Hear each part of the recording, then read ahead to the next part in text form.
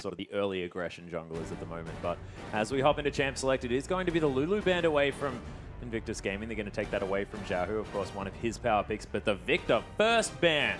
And look, the MVP definitely being recognized by RNG this time around. And this has kind of been the thing that we've seen trending in the LPL. Punish brought it out on Unlimited Potential when they 2-0'd EDG last night. He had Victor in the very first game, did fantastic, wasn't recognized for the MVP like Rookie was, but EDG immediately banned that away.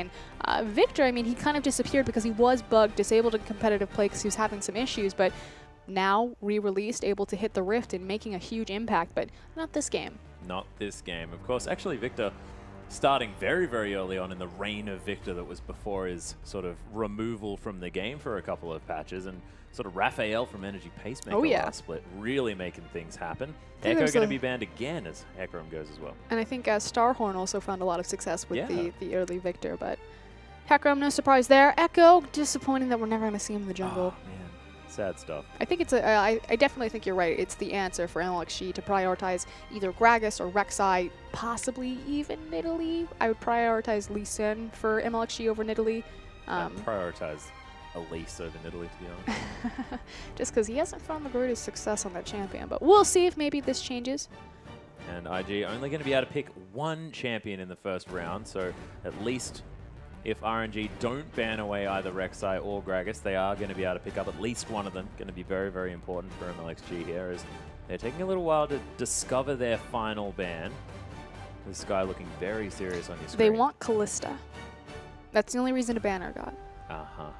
And Kid is a very good Kalista player. We'll see if they commit to it on the priority pick, since they are blue side.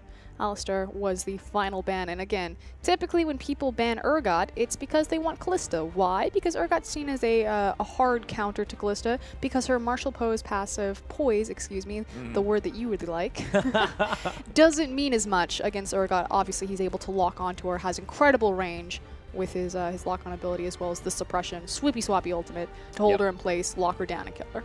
It's hard to martially poise out of the way of a swippy-swappy, most definitely. Sky, no surprises, offering the sign-off.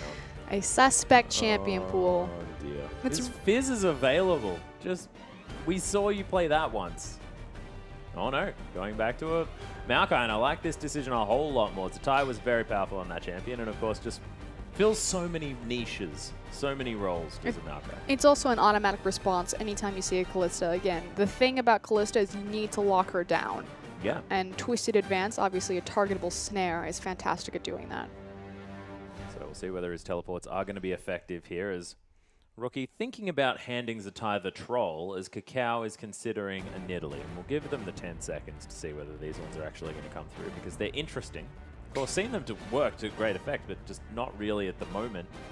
And that was the other big thing for Invictus, is the fact that RNG were forced to take Gragas in second rotation, just because, yeah, IEG decided to prioritize Kid's champion pool, the power of Kalista, over Kakao's Gragas, which has pretty much been perma-banned away from him for the entirety of LPL since he showed it last split. Just incredibly proficient on that champion, probably Kakao's best right now, so funneled RNG onto that pick as a denial tool. We'll see if MLXG can be as impactful on it. There you go. The super speed bottom lane, unless Xiaohu's going to play that in the mid, and I actually prefer it in the mid lane at the moment with her absolutely ludicrous ratios. She is just able to do so much damage, plus if you get any auto attacks on your opponent, irrespective of whether you buy against his Rage Blade or not, you are going to be able to reduce the cooldown of that mantra so much more effectively. So really, really powerful pick at the moment, but probably going to be in the hands of Lei as it was the previous time it was picked. Rookie considering Azir here as well, as Kitties is looking to fill out the synergy wombo combo there in the bottom lane. Kalista and Thresh, it's just silly. Let's kind of talk about Trundle, because he's a bit of a... Wow, he really brightened up. No, sorry, I love Trundle. He's one of my favorites. Trundle was a big pick in the LPL back in 2014. Specifically on Korra was one of his signature champions. And I was always really curious why we didn't see the resurgence of Trundle when Cinderhawk became so big. Just because the wonderful... We did a little bit. Flandre played a little bit, but not to a lot of success.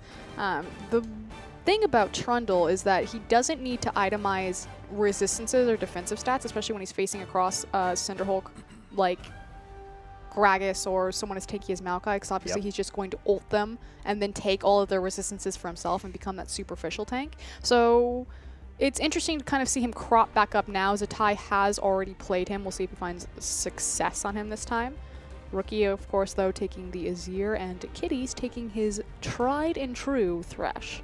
Big champion for him. Yeah, and on the other side of the rift, it is going to be Xiaohu picking up the Orianna as well. So speaking about sort of tried and true champions, things really sort of fitting into pretty comfortable molds for both of the sides. But Kid and Kitties, this is the thing that I'm terrified about, is the fact that they have sort of that bottom lane that you all wish for with the Kalista and the Thresh combo, really looking terrifying. And as we go through these lineups, I just want to talk about Trundle as well. I mean, Trundle was illustrated to me by Spawn as when this super tank meta came out, it's very difficult to play Trundle because he eliminates the defensive stats of one tank. But if you're on a multi-tank lineup, I mean, that's all you're really relying on, and they can generally outlast you. But with this comp, I mean, you've got Gragas, I guess, as a super tank-ish, but it's not going to be to the level of that Maokai that's going to be able to really sit there and soak damage. So remove him, and you've got everything working out for you, especially when you've got a Kalista who wants to just fill people with rend and then destroy them. But there are so many answers on the side of Royal Never Gives Up for this Kalista. The fact that you have the Karma, the Sivir, the go fast composition on top of the Maokai, who will have that targetable snare. And that's the big thing, locking her down and deleting her from the map. And RNG have all of the answers for the big priority pick that IG have chosen to commit on. Well, we'll see whether the ball delivery system is going to be working here as well. I mean, they do have the Maokai. They've got the Gragas with the belly bop that he can get really in amongst it and make sure that everything happens there. So you can throw a ball on either of those and you can really get things happening. But we'll see whether they can manage to coordinate it as we hop onto the rift.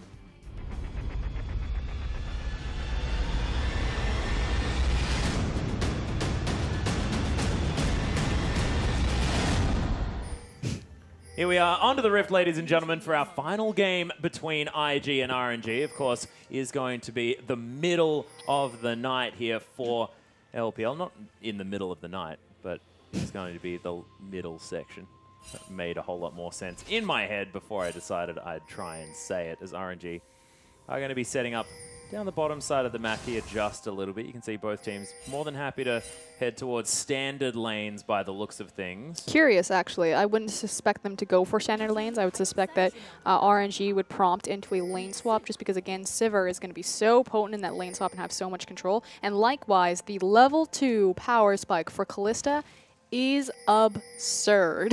Yes, despicable. Especially with the CC lock that Thresh is going to find at level 2 as well, having both the Flay and the Death Sentence available to him. Not to mention the fact that they can use that Sentinel passive to take down these Krugs, which are going to get stunned up by the traps that's available from Cacao as they just spawn, meaning that you don't lose very much health there as well. So just a whole lot of things working in their favor, and RNG say, okay, well, I don't care. We've got Karma, and she's really strong at the moment.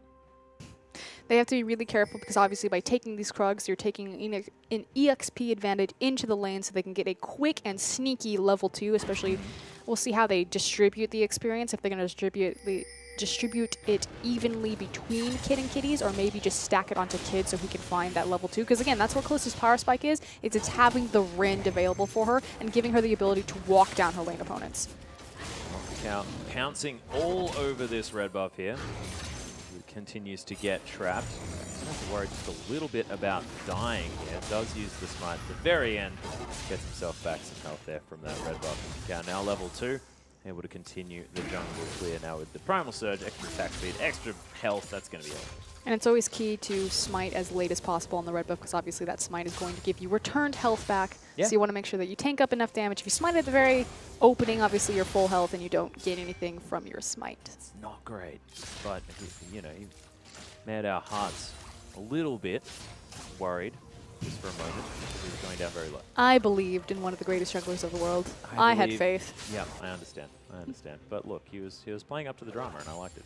Really good job from Wushin and Lei to keep the lane pressed forward. And this is an advantage that Karma and Sivir will have over Kalista and Thresh in the lane, as they have much more abilities to impact the entire minion wave and get control over that wave. And keeping it pushed against Thresh is really important, not only because then it's hard for Kalista and Thresh to all on a level 2 because you're fighting the enemy team as well as a massive minion wave, but also so if there's more minions in front of you, Thresh has a harder time landing those death sentences. Yeah, it's a little bit more difficult to thread said needle.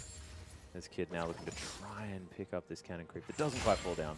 And Kitties is able to utilize everything. Oh, Mantra's going to get the, almost gets the double proc. Is nice spell shield from Whoosh is going to mean that that death sentence is not going to be aptly named this time around. Lei trying to get the Qs, but can't really find them unless they're mantra'd up. And the big thing that we didn't really get to touch on is MLXG actually just ported out of the back of that lane, so was there looking for a possible level 2 gank. Excuse me. Yeah, level 2 gank. He is level 2. Yep. And this is what we said, you know, MLXG is a very early pressure jungler. Didn't find it that time around, but already kind of positioning himself that this is what I want to do. I want to make plays early and get my team snowballed. And he probably knows that Kakao looking to spend a fair bit of time farming things out on this Nidalee in the early stages as well. Of course, you just farm so quickly, you may as well utilize that.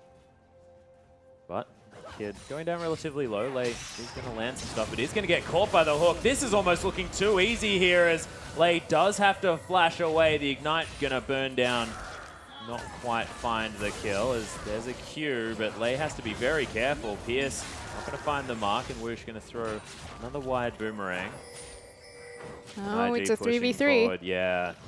MLXG looking to try and get position here. Not going to find the spear. Lei probably would have been dangerously low after that, but nothing just yet. RNG Beautiful hook reset. by Kitties right there to connect onto Lei. So Karma does not have the flash available. And what's important is that Kitties has his flash. The flash flay is super important, which is why we see RNG MLXG still sitting in the back there, continually using his W, making sure that he's stacking up his resistances ready to go in should Thresh connect with the CC. Well, he's letting a lot of his jungle camps go without any attention here on the bottom side of the map. You can see already 18-8 difference as far as this farm is concerned. And again, the difference between MLXG and Kakao, finally spotted out by Dark Passage. Kakao will never let his time be wasted. He's so good because his flow in the jungle is super effective and very efficient. And if he doesn't see that there's kill pressure, he's just going to leave. Of course, he has insane creative pathing, so it's very clever for him to get around and get to the most effective places to be. But MLXG, he'll sacrifice his jungle farm because he wants to make something happen as far as gank pressure. Well, Kakao, speaking of which, is going to be able to clear out the enemy Raptors. MLXG is going to end up back in his jungle, takes down his Krugs and of course those wolves as well, but he's going to notice that he's not going to have any angry chickens to kill over his side of the map, and it's even going to be the Krugs in the top side. Kakao really capitalizing on the fact that there was a lot of time wasted in the bottom lane. Jahu very low on mana, as is Rookie. Both of these mid laners just trying to farm things out. Rookie with a little bit of an advantage in that department. And just a massive, I mean, for early game gold discrepancy between the two teams that are pretty much entirely on the CS difference between Kakao and MLXG. Yeah. Lei not going to get found by that death sentence, nor the Pierce, but things in this bottom lane just looking better and better for IG. They're waiting for the Fate's Call to be available, and they can start up whatever they want. I don't even think they need the Fate's Call. I mean, obviously it's going to give them a little bit more kill pressure because you have that much more reach with Thresh to Fate's Call into a Flay, into a Death Sentence. That's about 3 seconds of chain CC if you do it correctly. But it's more so just non-committal CC. Keep throwing at that Death Sentence. If you like what you catch, yeah, walk down on Kalista, because she has so much kill pressure already just having the run. Kalista's lane phase is incredibly potent. Likewise, her mid game is also... Ooh. Kid going down very, very low, though, as Whoosh trying to turn it around on him. Sort of didn't quite make up his mind there as the flash forward from Kid is going to lock down the kill on Lei, and just wasn't quite ready for all that aggression. Yeah, and obviously the easy target there is Karma because she didn't have her flash, which Kitty's got in the very beginning of this lane phase. So great job for Kitties to follow it up and to find the solo kill, the 2v2 on their own. But this is what we were talking about, RNG. They could have opted into the lane swap. They had a Maokai. Maokai does fantastic in a 2v1 scenario, but instead try to face down Kalista and get punished for it.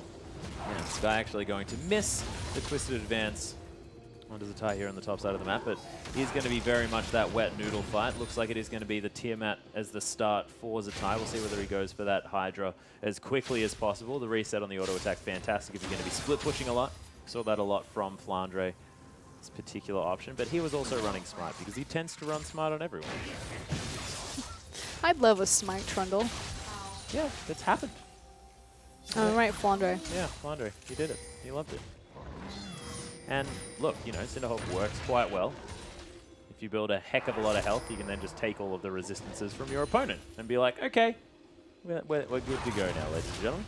Fairly slow-paced game, though. Again, we talked about how it's very important for LXG to make those early plays, and unfortunately, he's been trying, sitting in bushes for 45-plus seconds, but it just isn't connecting, and that's, again, where this difference is kind of peeling off. The fact that IG are a little bit more versatile in everything that they can play, not only in their champion pools, but Cacao style, you know, looking for the ganks, not finding them, immediately going back and power farming. MLXG, not so much. Really trying to commit to the ganks. If it doesn't work, just falling behind. And late. Needs to find some more Qs here as well. Oh, Rookie actually going to take a combo from Xiaohu, forced to use that E in order to get himself to a relatively safe distance. Xiaohu starting to put some pressure on now, both of these mid laners with a blue buff. Has to be really careful to respect the shockwave. Oh, yeah. A lot of resources also being merged down to the bottom side of the lane, so Rookie and Xiaohu can, I mean, really go hard if they see all of the people down bottom. Lei, did he just flash randomly in the middle of the lane? He did, and he's going to die for it as well. Very perplexing things happening. A bit of a mechanical misstep right there. Obviously, a very nice and easy cleanup from Kid and Kitties, and starting to really snowball this advantage farther and farther. But there we go. That's what we were talking about. Yeah, Xiaohu looking for something. There's the Emperor's Divide to push Xiaohu back under his own turret. The aggression was unanswered by Xiaohu. Still has the ultimate available. Rookie with the cleanse as well. Xiaohu just going to head back to base, look to try and pad those items a little bit, but instead decides to stay now that this push has been coming through. And Cacao, this is his impact in this game. Farm a heck of a lot, take down the Dragons. And so what happened in the mid lane is what we were setting up for, is that it was very clear that Rookie and Xiaohu were looking at each other, feeling each other out, holding their ultimates, wanted the kill pressure, and as soon as they saw everyone appear bottom side and knew where the enemy junglers were, immediately decided to commit on each other. The reason why Xiaohu didn't chase and try to trade back his ultimate is A, he'd have to walk around the Emperor's Divide, and so spacing is an issue, but B, Cacao is on Nidalee, and Nidalee is so quick back up that river. Was on the dragon, but Xiaohu knew that if an elongated chase had occurred, Cacao could have easily been there in time to save Rookie on the back half. So really well played by both of them, and retaining his shockwave. Well, MLXG is going to find Rookie here. Xiaohu very, very low. There's the flash, and doesn't find Rookie with the ultimate, as Rookie able to create a lot of distance. Didn't even flash, just used the cleanse. He's going to be more than fine. He's just forcing it. He's forcing it so hard. He knows what his team needs him to do, and he's just not quite able to do it this time around. MLXG just not quite getting there. There's a lot of vision now available for this IG squad as well. A lot of deep vision here in the jungle towards the top side. And Tai's going to be really comfortable. It really speaks to the comfort and the power of the Invictus Gaming lineup. Again, we talked about how there's, you know, so much talent across the roster. But hold on, because Lei now caught up again. Yeah, Kitties hits the point blank death sentence, and Lei's just going to get poked to death by Kid, who's now trying to turn it around. They're looking for Whoosh. There's the flash play. Fate's Call comes in. Kid, though, tanking up the turret a few too many times. Has to blow the heal. Does IG have to give up that last kill? Cacao was there to try to pick up the tower aggro. Unfortunately, they fumble in the back half. That said, they do pick up Lei again, really punishing this Carmen when she doesn't have her escape flash available, and take massive damage as well as kill massive experience and gold of the creeps in return. So that is definitely worth, despite the fact that they didn't get the 2 double kill. But the thing that I wanted to talk about is the fact that without the presence of Cacao, Invictus Gaming are just winning their lanes. Yeah. And that's really kind of the difference of RNG and IG right now, is that they really rely on MLXG to set them up for success. And if he can't connect with it, they just are failing on their own. Yeah, it's very unfortunate for this lineup. Kitty's going to get hit by one of the Qs, but not doing as much damage as he'd want it to. Scuttlebug almost stolen out of the way, but the turret is going to fall on the bottom side of the map. And it's going to be Whoosh now trying to clean up, grab as many minions as he can. MLXG finds his way back in. Kitty's is being caught out. Is the Fate's Call going to be there? No, it's not. Of course, that is a very far away Callista, so they nail the pick. Xiaohu didn't even need to use his shockwave. That one's going to be off cooldown very, very soon, as there's the command protect to stop Rookie from getting any extra poke. Down by about 10 CS, but now with the kill, he's going to be feeling good. And Xiaohu being ahead, that's very important. As the Tai now with his damage items almost completed, he's going to be whacking on creeps and using that passive to make sure that he never looks like he's ever going to leave the lane out. And again, the ability of Trundle against a tank opponent is that he can build the damage, then press R and get all of that tank's resistances and healthy stats. So Yeah, which is why Sky's actually gone for a good adaptation here, picking up the extra health. I mean, Subjugate does do % health damage, so it's never exactly going to feel great to build flat health, but you don't want to be giving stats to your opponent. That is never a good idea. So, Kid and Kitty's just ruthless right now. Yeah, they are martially poising his kid towards this one. There's, oh my goodness, that traffic cone was so frightening. Kid says, get Fate's called, kiddies. You're not stealing my kill, and not going to find anything else for it. Woosh forced to run away, and Kid going to lock down the easy delivered kill. And all 4 of the kills onto Lei. He's starting to become worth less than Mechanic. And a very easy transition for Invictus Gaming, so they burn the teleport. Hold on there, there's the Emperor's Divide. Yeah, Emperor's Divide on MLXG, wants to body slam over, actually catches Kid with the CC, but death sentence onto him, and Rookie, he's the one that ends up picking up the kill. There's just so much consistent damage from this team. We haven't really sort of looked at it as far as like a whole team fight and everything that's going to be going on, but so many damage threats. Yeah, Kid and Rookie now on Azir as well. It's just damage all the time from everywhere. The question was, with the teleport, however, what were IG going to give up in response to having Zatai teleport to the bottom lane to set up for that gank? And so far, the answer is nothing. There is some damage onto the top tier tower, so we'll see how low Sky's gotten that if he's able to trade it. But so far, it's been the bot tier tower, Lei, a blue buff. There we go. There's the first response. Yeah, so they managed to get the top outer turret. But look, Zatai is not going to be too worried about it. I mean, there is a level advantage now for Sky, so he can at least have a little bit more control and power in that lane. But it is fairly important, though, because we are walking into a dragon in the next 45 seconds. So again, if you think of that as a stage for the LPL teams to fight over, Maokai doesn't have the teleport available, should be able to back them and walk towards the pit if they want to contest this one. But he does have the Righteous Glory, which is incredibly important on a composition that needs to lock down Kalista. The thing that you brought up, though, earlier about so many damage threats is what's a little bit concerning for RNG, because even if they do lock down Kid on this Kalista and kill him, you still have to deal with Rookie, Cacao, Nidalee, and Zatai. But trying that now. Yeah. We are going to have the Righteous Glory going to be used. Zatai doesn't have Flash available. Does throw down the parking cone, though. Xiaohu finds his way in. There's the command protect. Zatai is most definitely going to die eventually here. Spear's going to find Xiaohu as well, and smacking him in the back of the head, but not going to find a kill there as the Magi's is completed by Cacao. Interesting. I like it. Kid is going to help take down this turret in the mid lane, though, and they're able just to pick up objective after objective RIG, making that lane very, very small for RNG as the Sun turret does take position over that now dead turret. And Cacao easily going to be able to lock down the second dragon for IG 16 minutes into this game. So they commit all of their resources top RNG trying to find that pick on Zatai. They get it, but they sacrifice mid and the dragon. So this gold, again, starting to open up in favor of IG. And the problem for RNG has always been their macro rotations and keeping up with a veteran team like Invictus Gaming. Yeah, it's getting to a point where that's what they need to be better at in order to win this game. They need to be able to find some gold from across the map, work things out without losing too much in the process. And now, with all of their lanes further behind, it's going to be very, very difficult for this team to do so. It's a worry. Of course, there could be that god-tier shockwave. There could be sort of this engaged flank from Sky that could turn everything around, but you can never discount the Wombo combo. That's exactly right. The twisted advance into a 5-man shockwave, I believe. If anyone can do it, it's Xiaohu. That's incredibly proficient player, and that's really the MO of RNG. They have great talent across the roster with incredibly high mechanical ceilings, but just need to work on their synergy, cohesiveness as a unit. I mean, they're a mid-tier LPL team as far as the standings are concerned, so room to grow.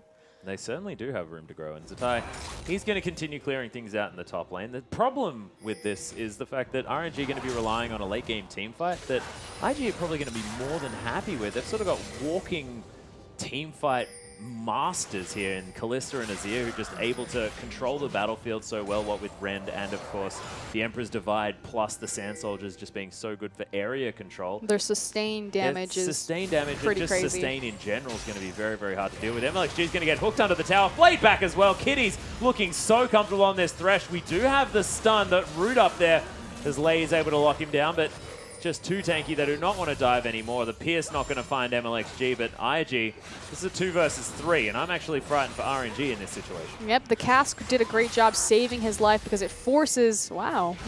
Xiaohu is super dead as Sky's going to find a twisted advance onto Kakao. He's trying to come back around. It is going to be the Vengeful Maelstrom that locks down the kill.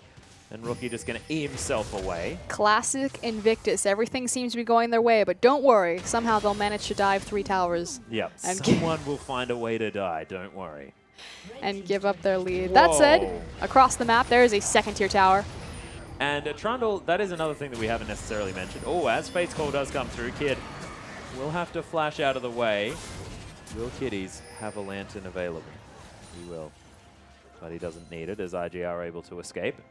RNG just can't find anyone. They can't lock down any kills this game at all, and it must be getting frustrating because MLXG is trying to be in the right places, trying to get leads for his team, but it's just not working. Just flat out not working. And again, it just speaks to the strength of Invictus Gaming's roster and their laners across the board. And yeah. They just naturally won their lanes. And poor MLXG, we were talking about how the Cask connected and effectively saved his life because it forced Kid back before he had to use his martial poise to get back into rotation to do damage. But Kallista's coming up on a massive power spike, 4-0-1. Now the thing about Kallista as opposed to other AD carries is that her power spike really comes at 2 items. It's going to be at the completed Bloodthirster as well as the Runan's Hurricane. And he like has what she has right now. Exactly. So this is a massive Kallista. Whereas other AD carries, they need their 3 core items. They need their BF upgrade, typically an Infinity Edge, their Zeal upgrade, typically a Shiv or Phantom Dancer, and their Last Whisper. And unfortunately for Wushin, he only has his Eye Edge. Yeah, so he's not going to be getting anywhere near the damage done. And of course, there are a lot of champions that generally get a decent 1-item spike with that item, but it's not Sivir. Doesn't quite have the steroid in order to make that one happen. So despite the fact that Wish has been able to keep farming, 0-0-0 is not the scoreline that's going to allow him to really get much done. And now we'll see what Kid is going to be able to do on this Kallista. Right now, taking down some Krugs. We'll see whether we'll transition that into taking down base turrets or, you know, Baron. Xiaohu is waiting in the wings for a possible flank. And again, you can never discount the Wombo combo. He's going to get caught out, but able to get the death sentence off in time. Fate's Gold back. Kid decides that, no more glory for you, kiddies. You've landed enough great hooks. I'm just going to take you away from this. The asterisk to that, of course, is if your shockwave hits the entire team as opposed to being burned on the support. And the obelisk is dead. I like it. That was a super big reference, I apologize. Oh, that is a completely whiffed ultimate and barrel. MLXG. Meanwhile, I don't know. I don't know. Interesting one. Just, they're reaching all over the map, trying to make something stick. Yeah, but it's not. And like she just stopped. He's like, I have nothing left. He stood on a ward and he watched Azir take it. Yeah. It's like, I can't actually do anything about this situation whatsoever. 7 CS in the lead is Zatai, who's now decided to build up a bit of cooldown reduction, a fantastic stat on Trumper. You want to be chomping things as much as possible. There we go. I'm going to get that chomp happening. It is going to be a Sun Turret falling down in the mid lane. Xiaohu locks that one down. No Baron to fall just yet, but look at the vision around this Baron buff. I'm glad that you just pointed it out, because that's the thing. The IG are being so smart right now, forcing Zatai to the bottom side to play as a pressure point. He has his teleport. Of course, he's backing now, so we'll see where he decides to go. But playing around that Baron pit because they have the Kallista, and she's just so potent at taking Baron as quickly as possible with her Rend. Yep, and they know that she's there as well, able to clear out that ward. MLXG wants to try and put one back, but doesn't have any remaining.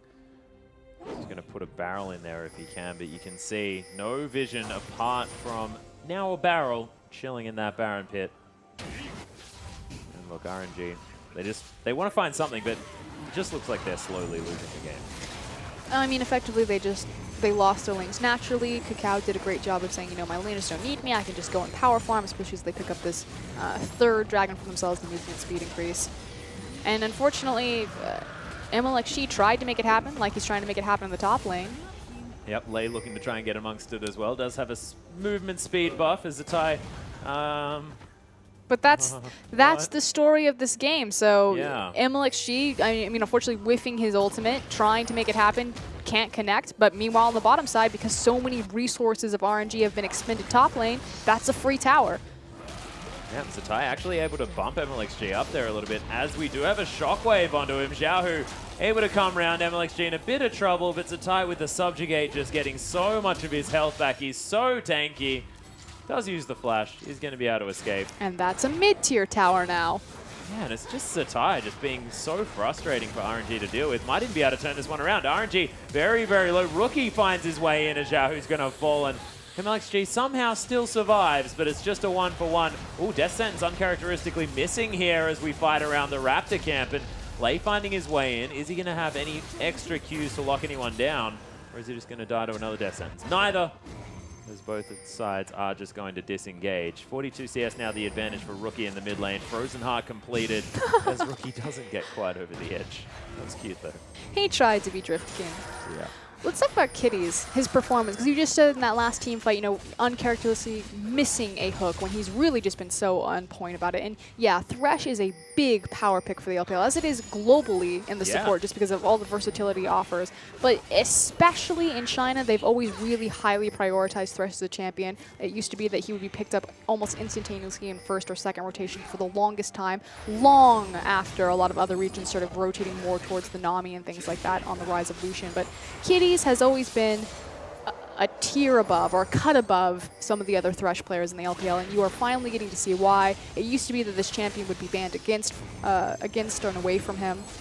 Well, it certainly looked like that. It looks like just the easiest thing ever. Super movement speed going to come in. Kid is going to flash out of the way of the shockwave, but man, MLXG, they can move quick. There's the flash play though. Kitty sacrifice gets a base call right out of there. No worries as he heads back to base. Job well done. There's the Emperor's Divide just to tell RNG to go home, I think. Kakao goes back into the team, and RNG, they do come out 1 kill ahead, but IG maybe getting a little bit hyphy. They are so desperate for anything. What? That was a Q auto combo from Rookie. Have you seen took Lei? Down half of his HP. You mean a cannon creep? Yeah, cannon creep, my bad. So nice work taking down the cannon creep, Rookie. You're really good at the farming. Nicely done. Shouldn't have got quite as excited, but still, Lei not exactly having the best time, and I feel a little bit embarrassed. Was sort of singing the praises of Karma, but it's just not working this time around. We were, though, also singing the praises of Kitties, and what happens? That works. See, there it is. It's not the fact that Karma's not that great. Kitties with a fantastic flash play, makes it out alive on a great Fates call. And again, Kid and Kitties, they are the trust exercise. It's so beautiful to watch. The long-standing duo lane of IG. I mean, the legacy one is technically Kid and Xiao Xiao, but Kitties replace Xiao Xiao. Looks fantastic, has been a long-term partner for Kid. How does Kitties play on Sony? Misses every ult, but it's okay because they make the joke. He goes, "I'm only learning from the best," is what he actually says. That is utterly fantastic. There is definitely context for that. We'll tweet it out afterwards. Don't you worry about that, ladies and gentlemen. We'll let you know exactly what's going on. He's never going to live that down. It's really sad. Oh my goodness. It was so good at MSI too when he got to play against Messiah, and he still whiffed him. It was fantastic. One of my favorite things to do.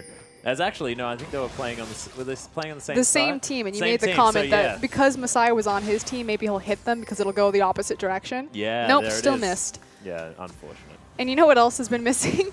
Ready for this segue? Any commentary to this game so far? I was going to say MLXG's casks. Yes. I think he's 0 for... No, he hit the last one. Is what he is. He's definitely drunk. Of course, it makes sense when you Gragas, but it's not helping this game of League of Legends.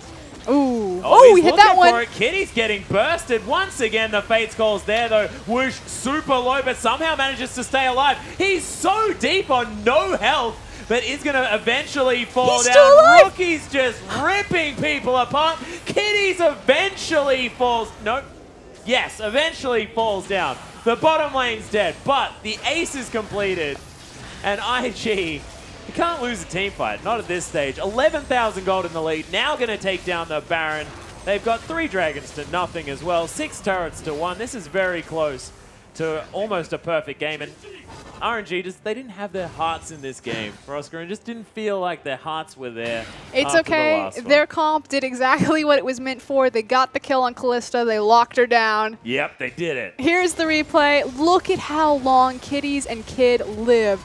for the amount of people that dive back onto them. That is now a 1v4 effectively, and Kid is still alive. Meanwhile, in the background, Rookie ripping everyone apart, an army of Sand Soldiers in front of him. But again, it's okay, RNG, they got the Twisted Advance, they picked up the Maokai to counter Kalista, killed her, hashtag worth.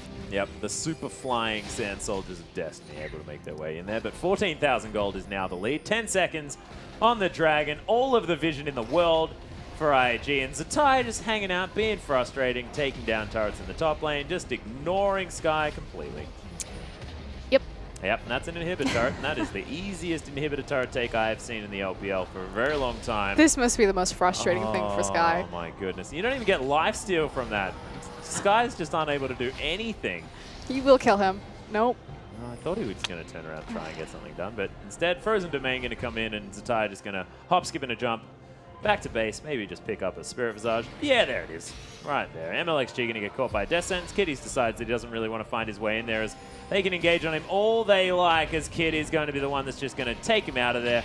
Oh, there's the Shockwave, though. Kid's going to get shut down. Xiaohu able to nail that one with a Dissonance. In the meantime, Rookie takes down an inhibitor in the bottom lane.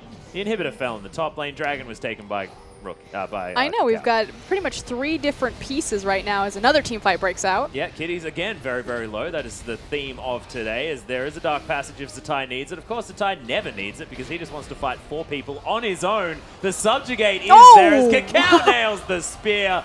Fantastic work. Zatai's going to get caught, snared up by the W, as Lage is going to get bopped into the sky from that one. Uses the shield there a little bit. The flash forward there gets chomped down, as MLXG now going to get destroyed by Kakao. Another traffic cone, and Whoosh is going to find himself decimated. Another chomp. The surrender comes in, and IG, yep, that was a game. That was victorious League of Legends by Invictus Gaming. Okay, so we talked about kind of what the win conditions for RNG and who the important players for them. It was MLXG, and then late game it's Xiaohu, so kind of the passing of the baton, and that was pretty much textbook of what happened. MLXG couldn't make any plays in the early game. IG just had stronger laners across the board, or more successful lanes, were able to just win on their own to allow Kakao not to babysit or even impact them. We had that moment where it was a 3v2, and you said you were scared for RNG, and Kakao's like, this is fun. I could totally just sit here and farm and, you know, double my CS on my enemy jungler and just roll over with this game. And then at the very end, it was pretty much like a microcosm for the game. You had Kakao's doing the dragon. Rookie is pushing down a tower. Zatai's pushing down the other tower. And Kid and Kitties are 2v5. Yeah, 2v5 dying, but making sure they get every single other objective possible on the map. So, of course, you'd probably type worth into all chat at that stage. Of course, Zatai managing to just split push all day, every day as well. It was just a multitude of different things that RNG could not deal with at all in that game.